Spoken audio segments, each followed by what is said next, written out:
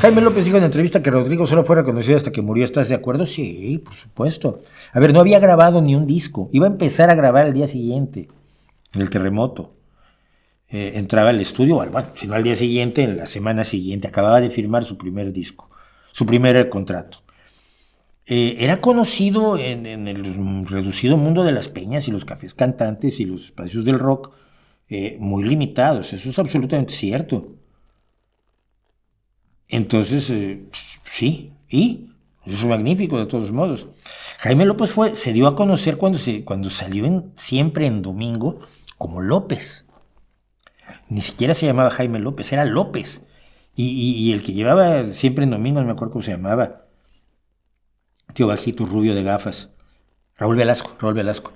Estaba muy emocionado porque era un tipo raro que decía cosas muy raras y hacía cosas así como la Chelanga Banda, ¿no? Hasta que un día soltó una de las canciones gordas y López, y entonces ya lo echaron y se fue otra vez al rock. Entonces, esa es parte de la historia. Sí, así es cierto, y no pasa absolutamente nada. También sé que Jaime López no quiere que lo metan en los rupestres, pero nunca fue precisamente un rockero muy eléctrico, ¿no? Sí, Canciones con Emilia, que son uno de los discos base, fundamentales, seminales del rock mexicano, no se considera rupestre, ¿qué le llamas? ¿Cómo lo llamas?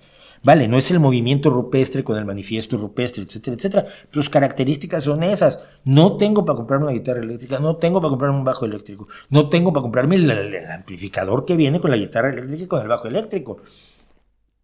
Entonces tengo mi guitarrita acústica, pues en vez de tocar rancheras, toco Quítame tu cómic de la vista, ¿no? Pues es rupestre, pero bueno, Jaime puede decir lo que quiera, tiene derecho.